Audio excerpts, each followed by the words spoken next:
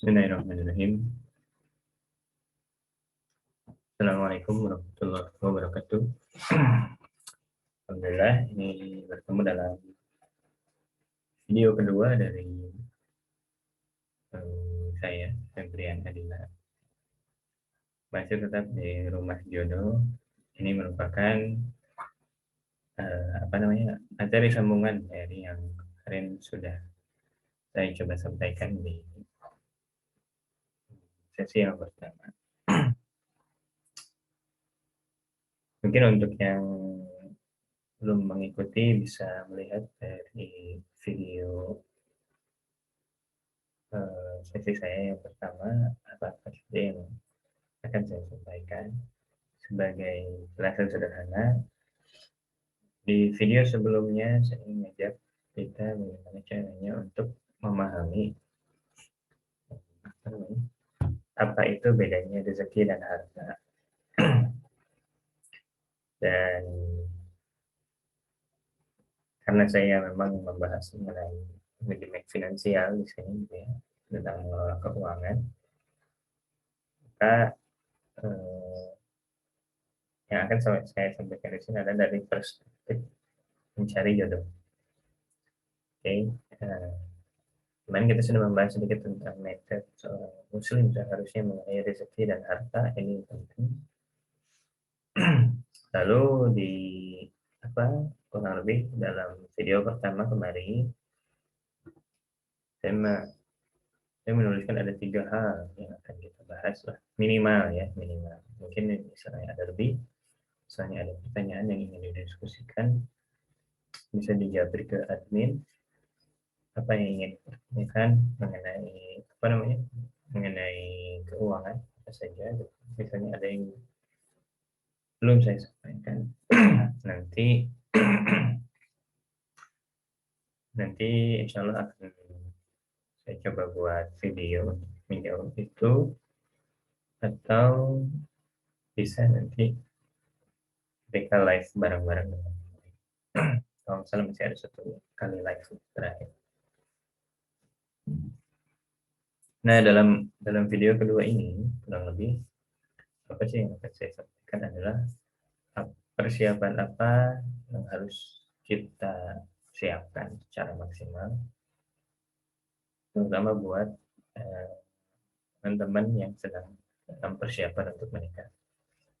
Karena ini salah satu hal yang paling sering membuat setiap para bujangan untuk ragu melanjutkan ke pernikahan. Maka apa sih yang mesti kita siapin dan apa yang sebetulnya bisa kita ini nggak usah disiapin dulu juga. Nah, kurang lebih dalam judul materi ini sederhana ya. Nikah itu murah sebetulnya, dan yang mahal itu gengsi. Nikah itu murah, yang mahal itu gengsi. Kalau kita mau hitung-hitungan sederhana, mungkin posisinya di Bandung ya. Kalau sekarang di Bandung, kalau kita coba bandingkan, kan kurang lebih nikah itu salah satu syarat sahnya secara agama itu ada apa? Ada mempelai pria, ada mempelai perempuan, ada wali, ada saksi, lalu ada ijab kabul. Jadi ketika 4 hal ini berkumpul, ada mempelai pria, ada wali dari pihak perempuan, ada ijab kabul, ada wali. 4 hal ini bertemu, sah atau tidak pernikahannya? Sah. Begitu banyak kasus, begitu banyak peristiwa-peristiwa contoh di mana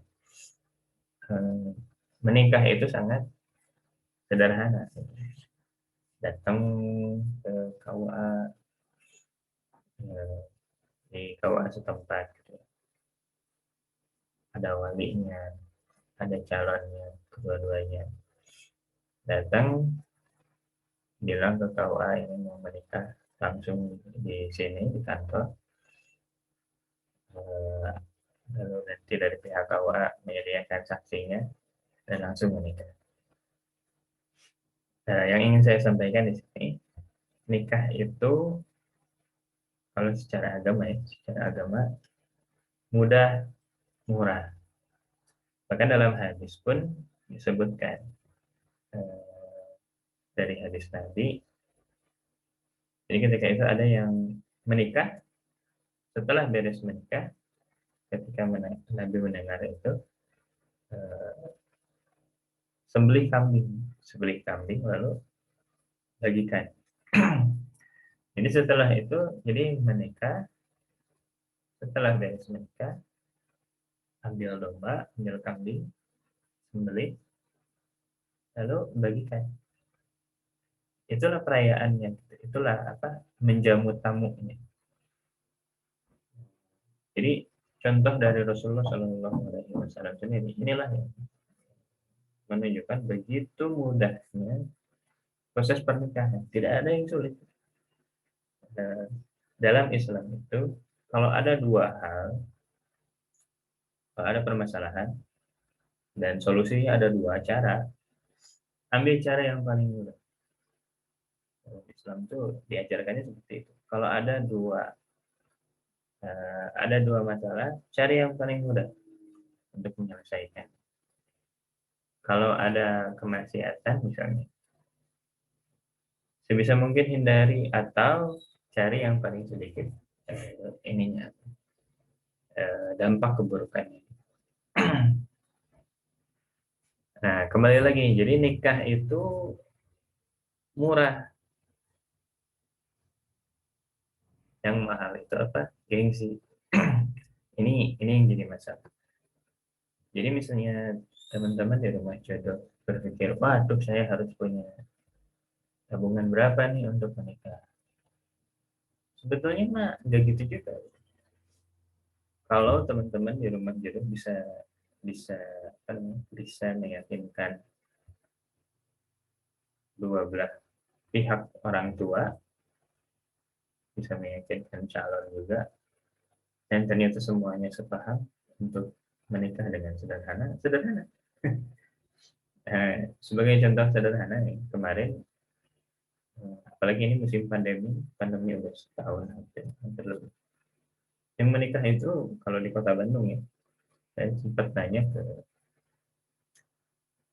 rekan yang punya wedding, dan saya nanya gimana kan usaha weddingnya selama pandemi, kondisi keuangannya gimana, bagus atau tidak. Terus kata beliau, alhamdulillah kan ini gara-gara pandemi yang nikah banyak. Jadi tukang bikin undangan, tukang bikin souvenir, itu sebetulnya saat pandemi ini ada beberapa yang naik. Naik. Yang nikah banyak. Permasalahannya kalau dari sisi bisnis gitu ya. Jadi selama pandemi ini yang turun itu bisnis catering. Catering makanan wedding. Jadi mereka harus pindah gitu kalau dalam bisnis itu. Yang asalnya segmennya ke pernikahan, ini sekarang jarang pernikahan yang mengundang banyak peserta, mengundang banyak tamu. Jadi selama pandemi ini, salah satu kasusnya adalah banyak yang menikah, tapi dengan sangat sederhana. Hanya di KUA, udah aja. Alasannya apa? Tidak undang-undang sana dan sini. Alasannya apa? Pandemi. Jaga protokol kesehatan. Bahkan salah satu keluarga saya pun kemarin bulan November. Kemarin bulan November menikah.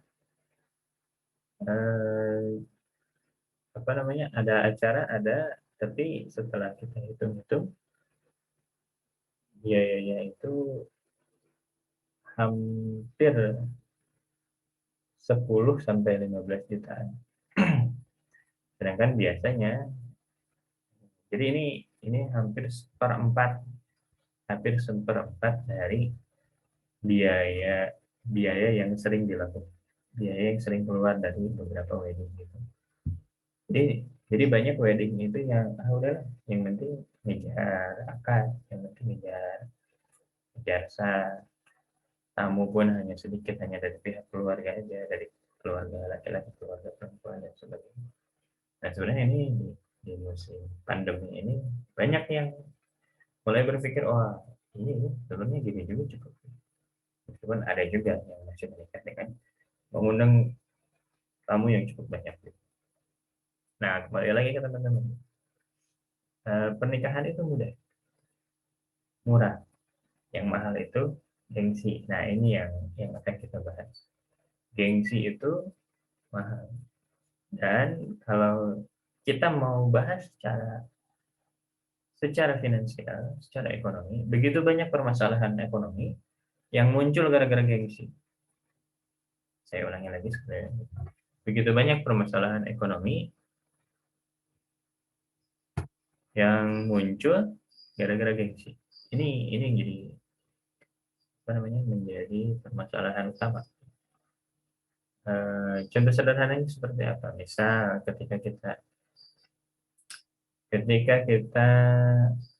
ini saya masih bicara konteksnya masih pada bujangan ya. Kita masih bujangan, belum pada menikah. Lalu ketika di tempat kerja atau di kampus melihat ada teman pakai HP bagus, wah, dia punya HP-nya bagus. Masa saya gini aja gitu. Nah itu kan gengsi. Sebetulnya dia bisa jadi nggak usah beli yang baru, nggak masalah. Dia menggunakan yang ada, nggak masalah. Cuma karena dia panas, maka keluarlah pengeluaran yang tidak seharusnya dibutuhkan. Nah, jadi nih, kita coba sambil di sedikit biar teman-teman ada bayangan lebih jauh. Gengsi itu mahal ya. Gengsi itu mahal karena gara-gara gengsi ini kita bisa mengeluarkan hal yang tidak perlu. Kita bisa ngeluarin hal yang sebetulnya itu kita tidak perlu lakukan, tapi itu keluar. Nah, permasalahannya kalau uang kita cukup cukup banyak, gitu ya, ini nggak masalah. Tapi kalau uang kita pas-pasan, berat. Buat apa juga gitu. Uang habis dan kita cuma gengsi doang. Apa sih eh, masalah dari gengsi itu, apa sih? Apa untungnya buat kita? Kita beli motor baru karena kita gengsi orang lain punya motor lebih baik. Oke, kita beli motor baru, terus di depan orang yang punya kendaraan lebih baik kita bilang, ini motor gua nih. Terus permasalahannya sampai di titik ini, siapa yang diuntungkan? Kita untung nggak dengan beli motor baru? Nggak. Orang yang kita sombongin itu, orang yang punya motor itu, terus kita beli baru, kita nyomongin nih ke dia. Dia apa untungnya? Nggak ada. Ruginya apa? Nggak ada. Satu-satunya yang rugi gara-gara gengsi adalah kita yang megang uang dan yang ngeluarin uang.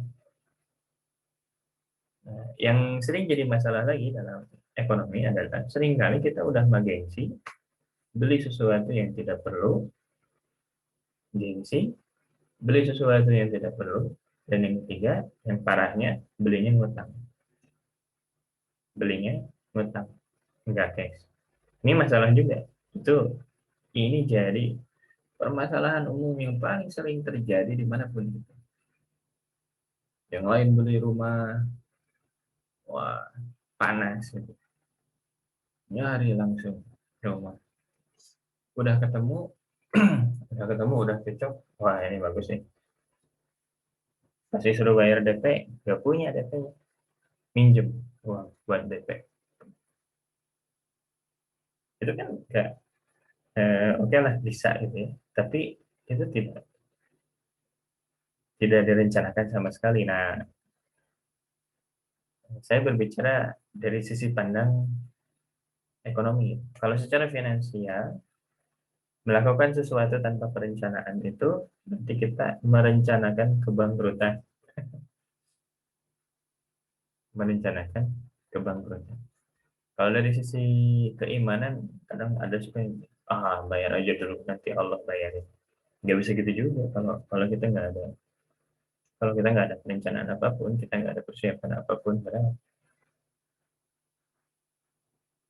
jangan-jangan kita ada di jalan yang salah. Sedangkan kan kita setiap sholat kita selalu berdoa ihdinas siratal mustaqim. Kita selalu berdoa kepada Allah dalam sholat-sholat kita, dibaca 17 kali dalam sehari minimal. Ya Allah, berikan kepada saya petunjuk jalan yang lurus. Nah, permasalahannya ada orang yang lurus jalannya ketika dia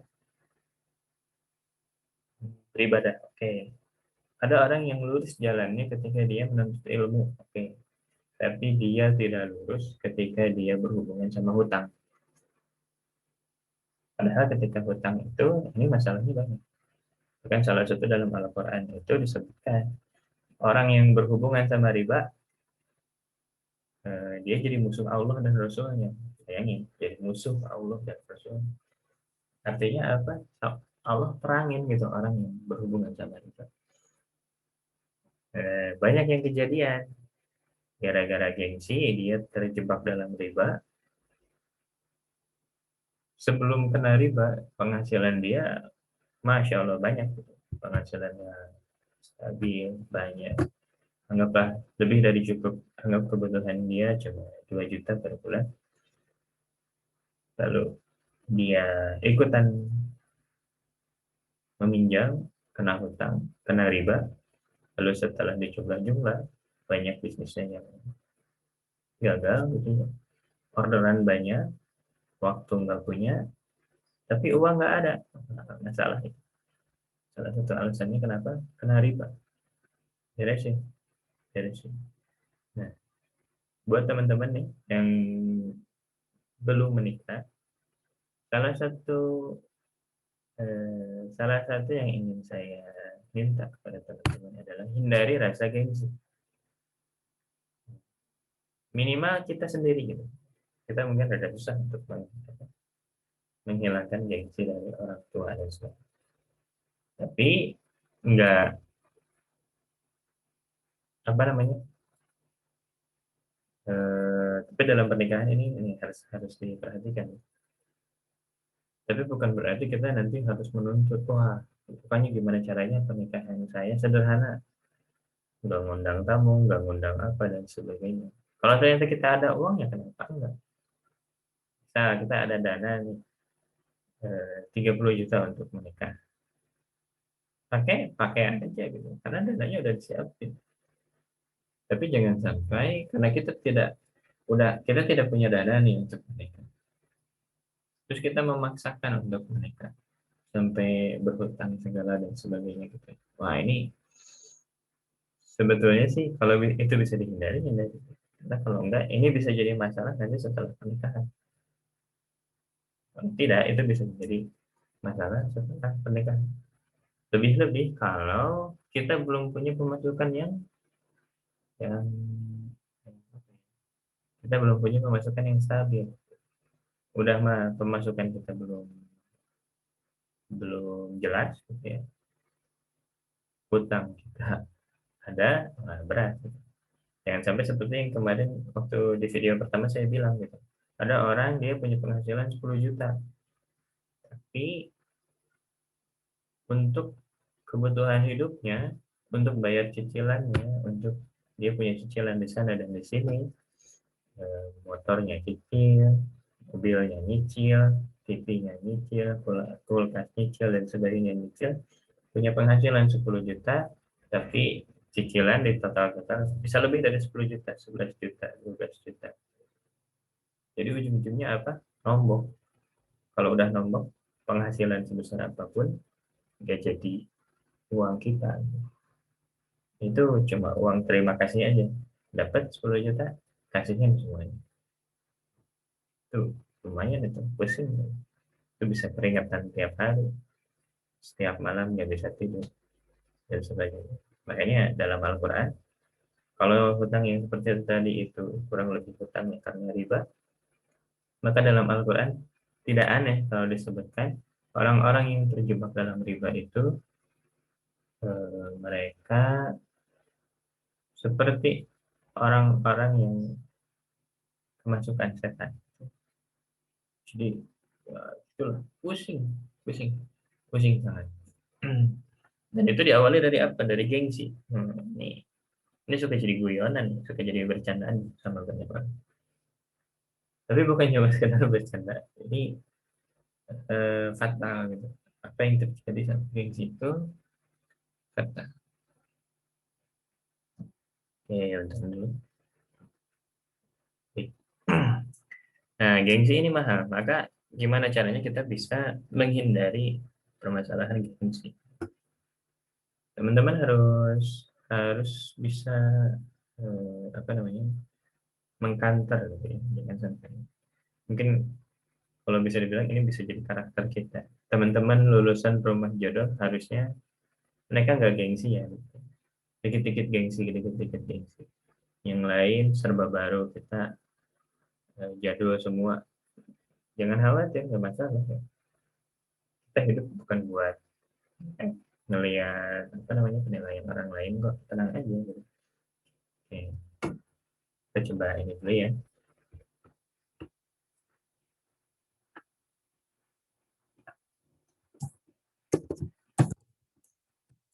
Nikah itu murah.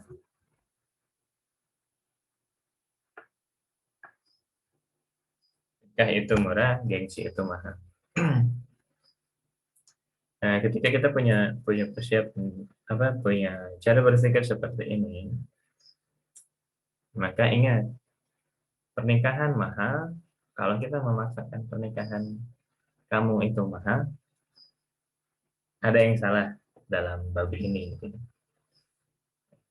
Coba coba direnungi lagi apa yang nggak perlu, apa yang bisa dinanti. Tapi sekali lagi ini, tapi kalau kalian punya uang untuk mengadakan pernikahan dengan anggaran yang lumayan besar gitu ya, ya kenapa enggak? Karena bisa jadi teman-teman ada yang dari keluarga kaya menikah dengan keluarga kaya yang nggak bisa juga gitu. Tiba-tiba kita mau bilang saya mau pernikahannya sederhana. Nah ini harus dikonsultasikan lagi dengan keluarga. Ingat ada kalimat cukup, ada kalimat berlebih-lebihan. Kalau untuk orang yang punya penghasilannya, kalau untuk orang pekerjaannya keren gitu ya, di mana-mana gitu. Nikah dengan sederhana itu bisa jadi masalah. Nah, balik lagi. Bisa gitu ya. Dia manajer bank. Wah, kan orang-orang pada tahu tuh. Wah, dia pemasukannya pasti lumayan. Ngadain pernikahan sederhana, oh itu bisa jadi pertanyaan besar. Kalau kalau ternyata sudah siap dengan hal seperti ini nggak masalah. Tapi sesuai kadarnya aja. Dan kadar setiap orang itu berbeda-beda. Ada yang bisa nikah dengan biaya 10 juta, ada. Ada yang bisa nikah dengan biaya 40 juta, ada. Ada yang bisa nikah dengan biaya 100 juta, ada. Nggak masalah. Pesan saya cuma satu. Kalau itu dipaksain, itu bisa jadi masalah. Maksudnya dipaksain apa? Kita nggak punya biaya segitu. Dia cuma punya biaya 20 juta, nikah dengan anggaran 40 juta, masalah. Dia punya uang 100 juta, nikah dengan biaya 50 juta, bagus. Nah, balik lagi. Jadi ini sesuai kebutuhan. Teman-teman harus tahu gengsi itu apa. Gengsi itu ketika kita panasan dikit, kita kita baper lah gitu ya, tentang tentang kepemilikan orang lain, terus kita kuasanya bisa lebih baik. Nah, itu yang jadi masalah. Gitu. Itu yang jadi masalah. Malu lah dan sebagainya. Ingat ya, kalau kita punya anggaran, nggak apa-apa. Tapi kalau kita bisa sederhana itu lebih baik. Jadi salah satu kuncinya adalah hidup sederhana. Ini diajarin di mana-mana. Ini jadi karakter orang-orang yang sukses. Begitu banyak contohnya, begitu banyak eh, contohnya. Kalau dari sisi Islam ya tidak lain dan tidak bukan gitu. Teladan kita adalah Rasulullah Shallallahu Alaihi Wasallam. Teman-teman bisa melihat, bisa baca dalam berbagai buku sejarah Rasulullah itu kemanapun, saking sederhananya itu kedengaran sampai manapun bagaimana beliau tidur di rumah. Nggak ada kasur, hanya tidur di pelepah kurma dan sebagainya. Pertanyaannya, apakah Rasulullah Shallallahu Alaihi Wasallam miskin? Enggak. Justru Rasulullah itu yang infaknya paling banyak ketika itu. Infaknya paling besar. Jadi kalau masalah, jadi hidup sederhana itu ya kita cukup segini ya udah. Itu menarik. Nah, mungkin di antara teman-teman ada yang bertanya, wah ini ngomongin persiapan pernikahan tapi kok bahasannya hidup sederhana seperti ini.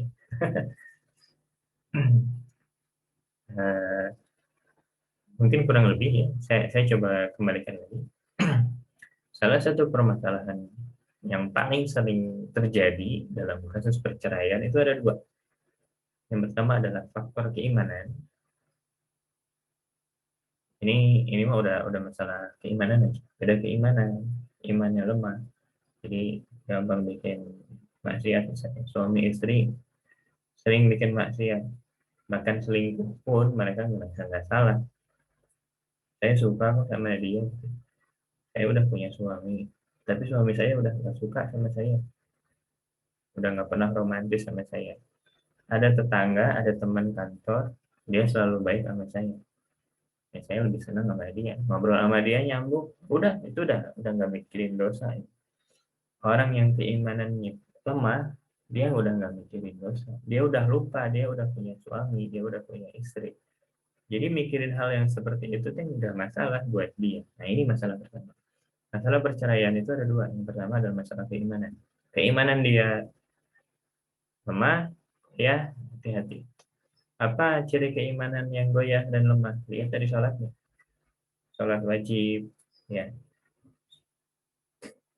Eh, Sholat 5 waktu, perhatiin. Kalau mereka nggak terjaga dalam hal ini, wah udah berat.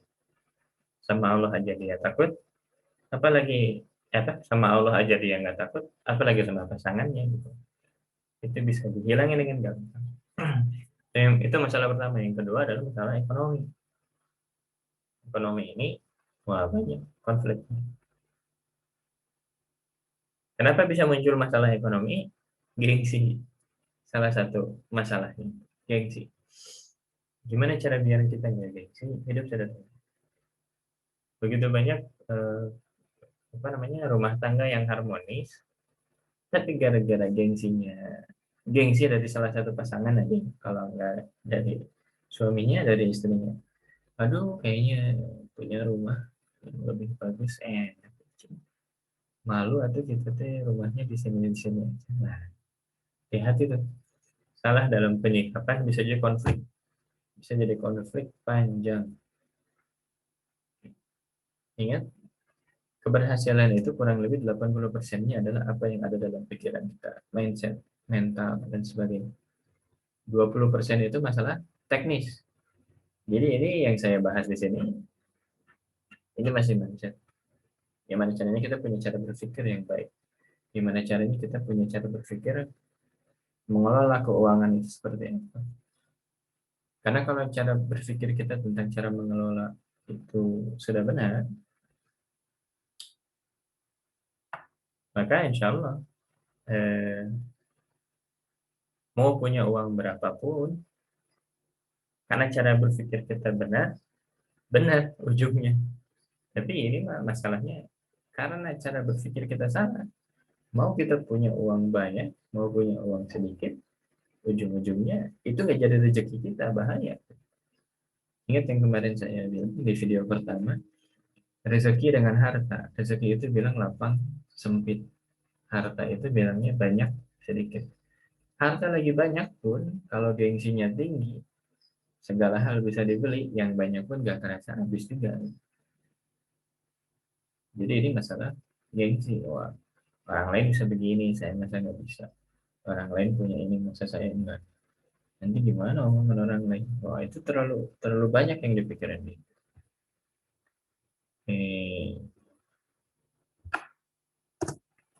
Balik lagi ya. Kalau kita sudah beres nih bang, gengsi itu,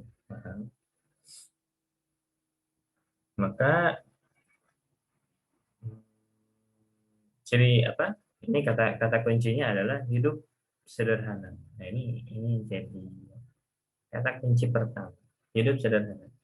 Mau kita punya punya penghasilan sebesar apapun, kalau sederhana enak. Ingat ya, kalau sederhana enak. Sederhana enak. Enaknya apa? Banyak mikir ya, banyak permasalahan. Ada hadis Nabi kurang lebih seperti ini. Kebahagiaan hidup seseorang itu tergantung dari 4 hal.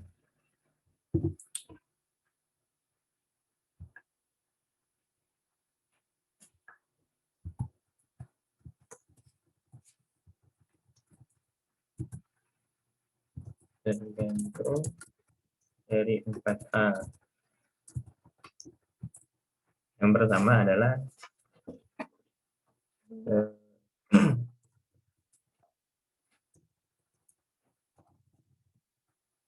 pasangan yang solehah.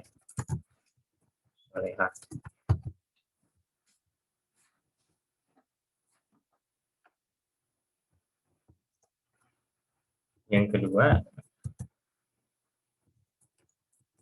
rumah yang luas. Ini saya coba ingat-ingat redaksi hadisnya ya. Saya coba ingat-ingat redaksi hadisnya. Pasangan yang soleha, rumah yang luas. Jadi rumah yang luas. Ingat ya, rumah yang luas. Yang ketiga,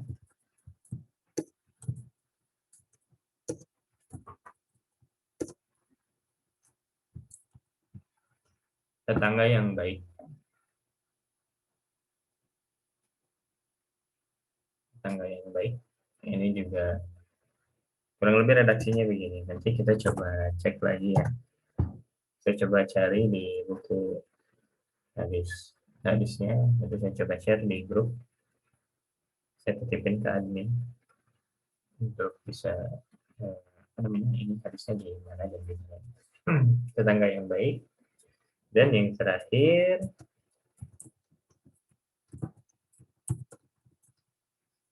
kendaraan yang nyaman. Ini ini 4 hal yang disebutkan dalam Nabi Muhammad SAW. Ada 4 faktor yang membuat hidup kita itu bahagia di dunia. Yang satu, pasangan yang soleha. Yang kedua, soleh atau solehah ya, bukan soleh.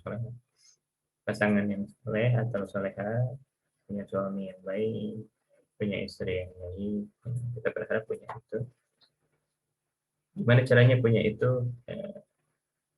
Lihat ketika mau menikah.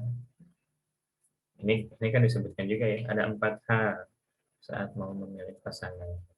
Wajahnya, hartanya, keturunannya, agamanya. Pilih agamanya. Karena kalau cuma hartanya, nanti pas hartanya sedikit, kamu nggak akan suka lagi. Kalau cuma wajahnya, pas dia gendut atau pas dia kurus, pas dia tua, pas dia kecelakaan, dan sebagainya, kamu nggak akan suka lagi. Keturunannya, eh, wah ini saingannya banyak. Kalau kita semua orang punya jalur keturunan yang baik gitu. Banyak juga yang apa, Banyak juga orang-orang soleh yang lahir dari orang-orang yang tidak diketahui siapa gitu. Nah, faktor keimanan itu bukan dilihat dari keturunan. Nasab tidak akan mendahului amal, kurang lebih. Orang yang punya nasab bagus bisa kalah sama orang yang punya amal kebaikan yang bagus. Kurang lebih begitulah prinsip sederhana.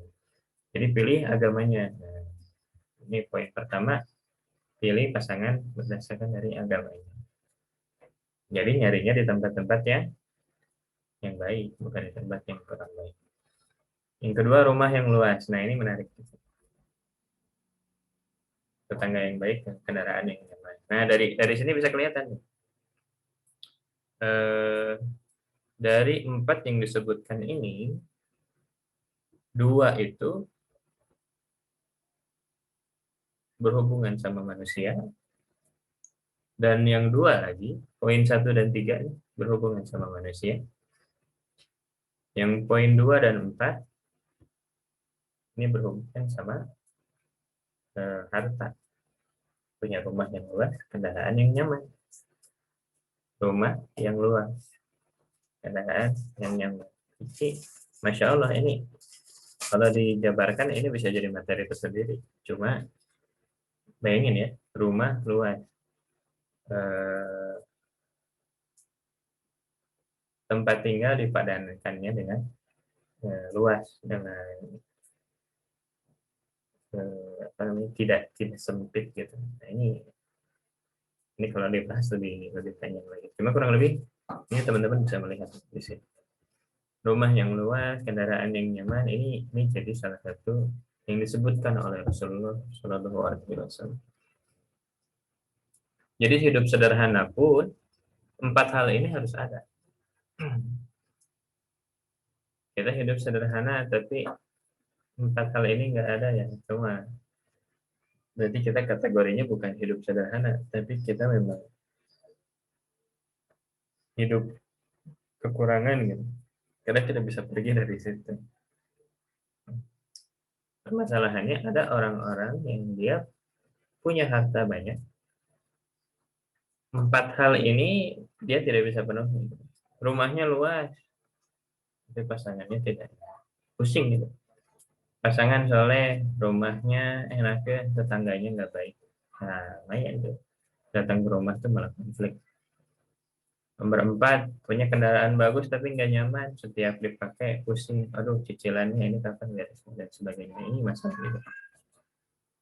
Jadi perihal apa namanya, kebahagiaan seseorang tergantung dari 4 hal. Nah, ini bisa dilihat ya.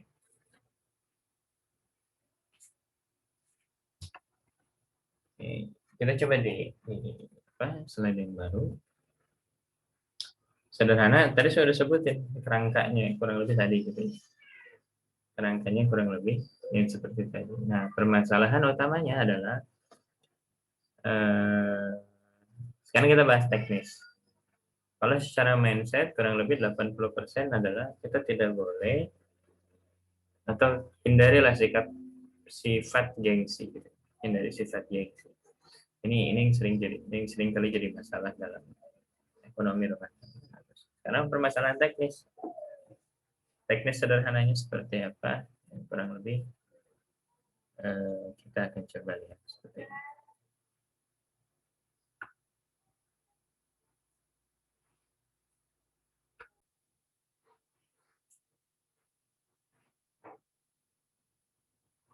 Oke, apa yang harus kita persiapin nih di secara teknis? Nah, kurang lebih secara mindset tadi udah dibahas ya. Secara teknis, apa yang harus kita persiapkan? eh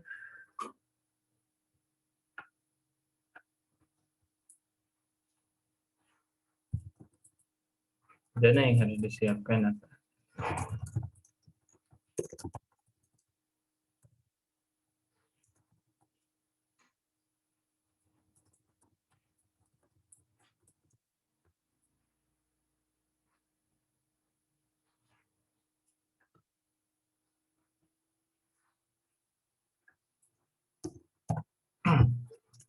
Pertama yang mungkin dana ini harus mau tidak mau ya, mahar harus dipikirkan, terutama buat pria mungkin ya.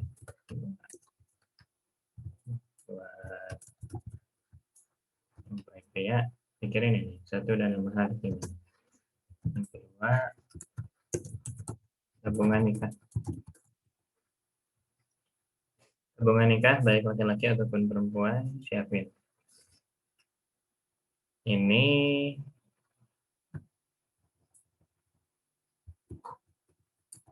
tabungan acara ya, tabungan acara. Siapkan semampunya.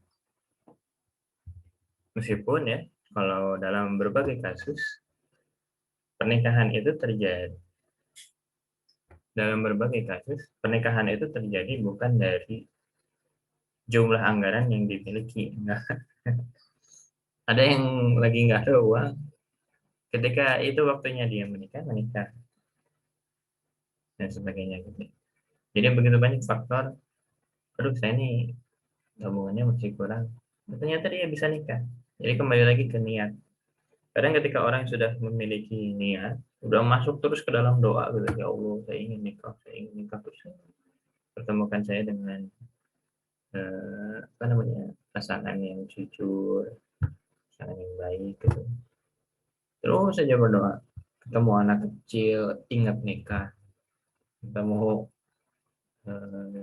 apa namanya, pasangan suami istri yang lagi bawa anak di mana gitu, bisa. Waduh, kapan saya? Terus saja kepikiran ke situ, terus berdoa seperti itu. Ya, insya Allah Allah akan ngasih kemudahan. Kalau perlu masukin juga ke sini. Ya Allah, saya mudahkan saya untuk nabung, mudahkan saya untuk nabung, mudahkan saya untuk nabung. Nah, ini pokoknya salah satu ciri nih ya, kalau saya boleh ngasih rahasia sedikit. Salah satu ciri bahwa apa yang kita inginkan itu akan kita dapatkan. Salah satu cirinya adalah kita sering ngedoain itu. Ciri kita akan mendapatkan sesuatu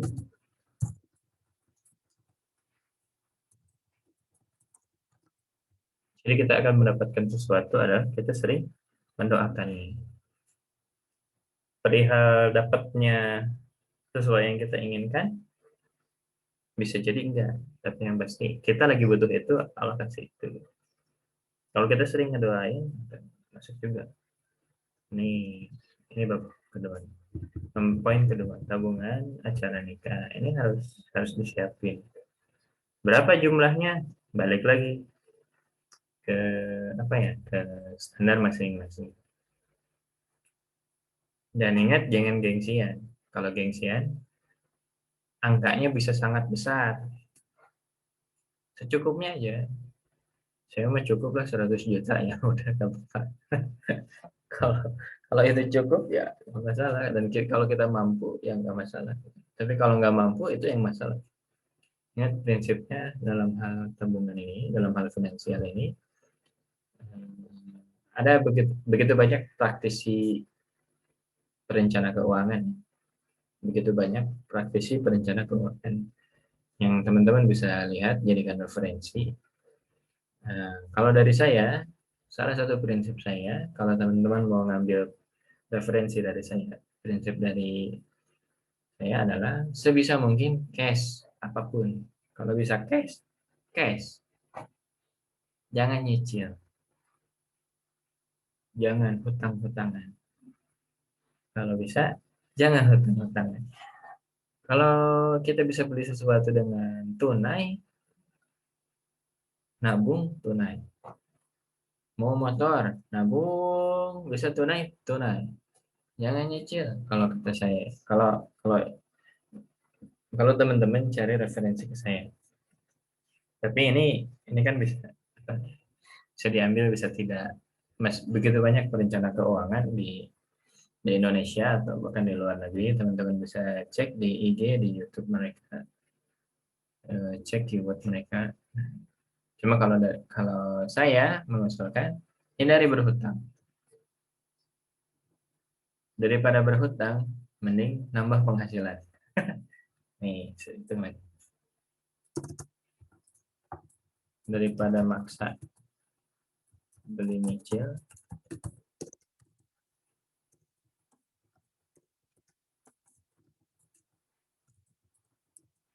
mending fokus nambah penghasilan. Kalau menurut saya mending ini, yang fokus nambah penghasilan tunai. Ini di teman-teman rumah jodoh, ini banyak nih yang memang mereka praktisi usaha ya. Nah, Kang Dani itu beliau salah satu pengusaha yang berhasil menurut saya. Pak An juga, Pak Agus juga, Kang Agus ya. Beliau juga terjun di dunia usaha juga.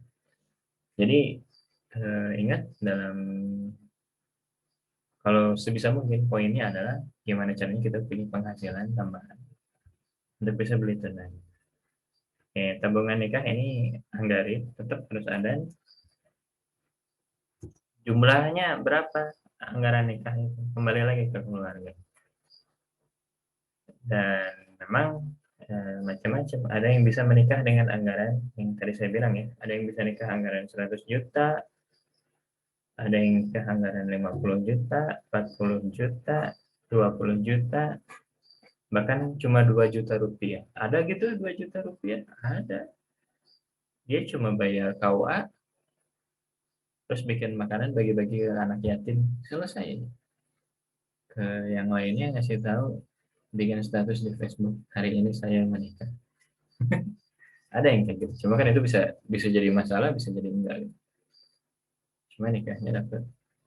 Nah, prinsip dari saya adalah bikin tabungan pernikahan, tapi ingat anggarannya itu disesuaikan dengan masing-masing.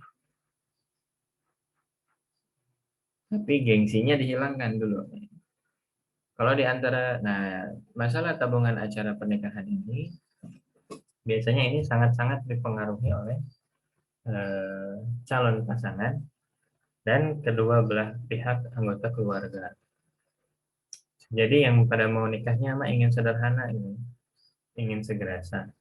Tapi orang tua yang ingin ada adat ini, ada adat itu, ada adat sebagainya. Atau mungkin karena adat harus begini, harus begitu dan sebagainya. Nah, itu diperhatikan.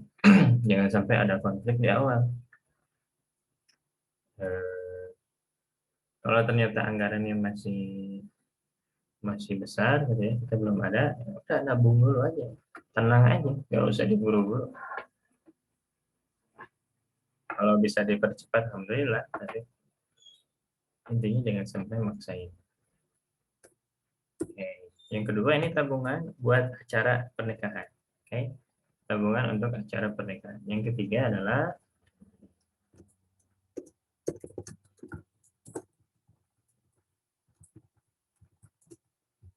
tabungan keluarga awal. Tetap kita harus punya tabungan keluarga awal. Nanti awal-awal pernikahan itu banyak banyak hal yang akan terjadi, gitu. Banyak hal yang akan terjadi. Intinya ini adalah proses adaptasi kita dengan pasangan. Ini adalah proses adaptasi kita dengan pasangan. Saya masih ingat dulu waktu saya belum menikah, mungkin pengeluaran bulanan itu 700.000 lah, kurang lebih ya. Lalu setelah menikah, wah lumayan. Karena ya itu yang namanya pengantin baru, gitu. Ada tempat makan baru, wah main yuk main. Gitu. Jadi dengan bumbu romantis gitu, dengan alasan romantis ingin menyenangkan pasangan, uang tiba-tiba hilang, nah itu masalah juga kan. Jangan sampai hal itu terjadi gitu. Ini kalau kalau kalau kita tidak hati-hati, itu akan jadi masalah ekonomi. Dana yang harus disiapkan ya.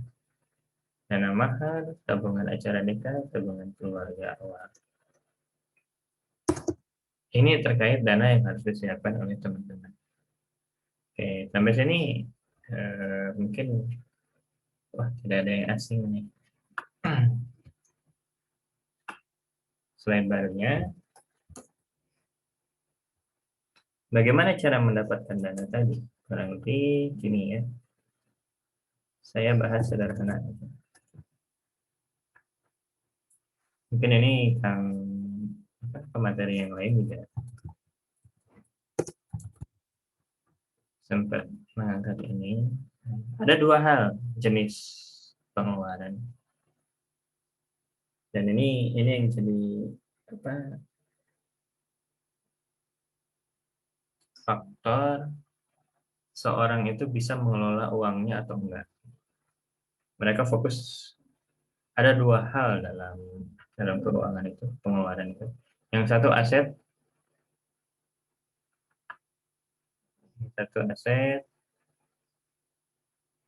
yang satu lagi liability. Ini kalau di bahasa Indonesia ini apa?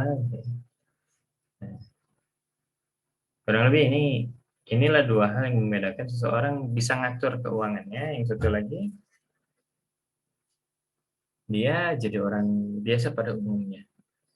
Orang yang ngerti finansial maka dia akan fokus sama aset sehingga nanti uangnya bisa terus bertambah.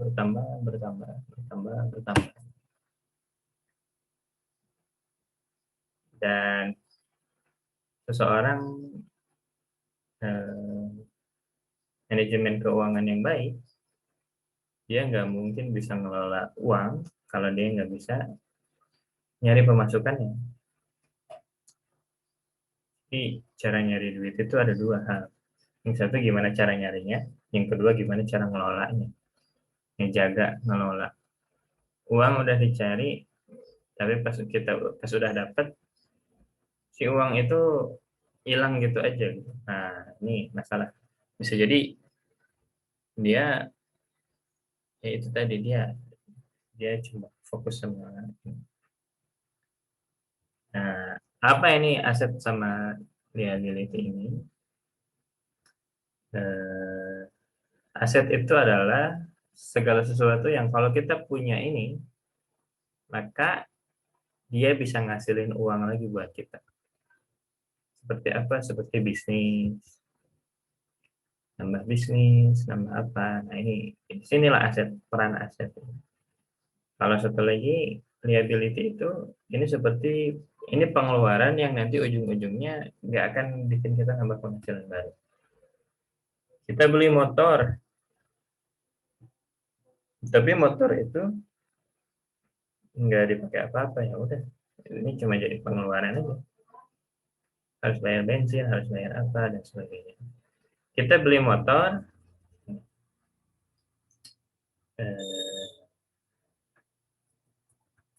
contoh sederhananya, kita beli motor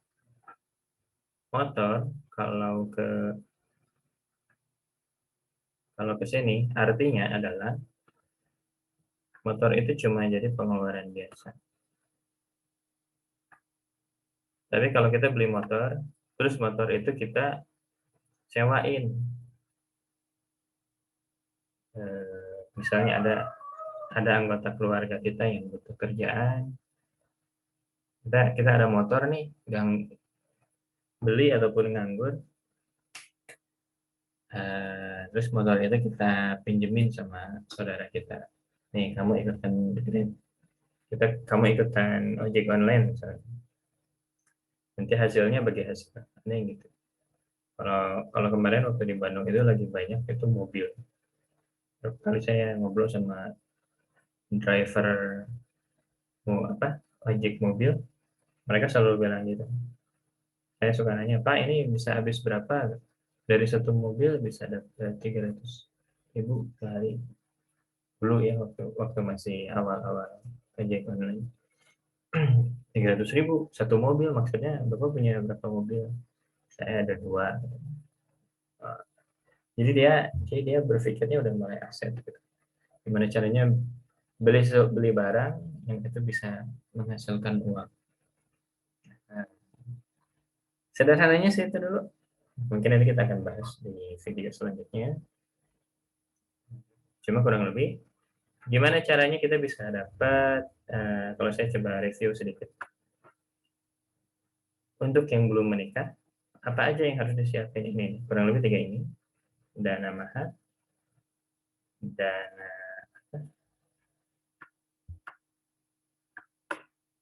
kurang lebih 3 ini. Ada dana mahar, ada tabungan untuk acara walimah, dan tabungan di awal. Ini harus disiapkan. Kalau untuk pernikahannya, kalau dari sisi ekonomi, ingat Rasulullah Shallallahu Alaihi Wasallam yang hidupnya sangat sederhana, yang hidupnya begitu bersahaja. Beliau adalah teladan dalam kehidupan kita. Tapi ketika beliau menikah, beliau ngasih mahar 600 ekor unta. Itu kalau dihitung-hitung, berapa ya? Berapa ekor saya lupa. Kalau dihitung-hitung itu bisa, kalau dirupiahin gitu ya, 7 M kalau tidak salah maharnya itu. Jadi kita dapat teladan dari Rasul kita, dari Nabi kita, bahwa ya begitulah beliau. Beliau memberikan yang terbaik ketika itu. Jadi ya sama ini pun, ini yang terbaik, ini yang terbaik, punya tabungan yang terbaik. Karena nah mungkin nanti kita bahas di selanjutnya gitu. Setelah pernikahan apa aja yang harus kita siapkan, tentang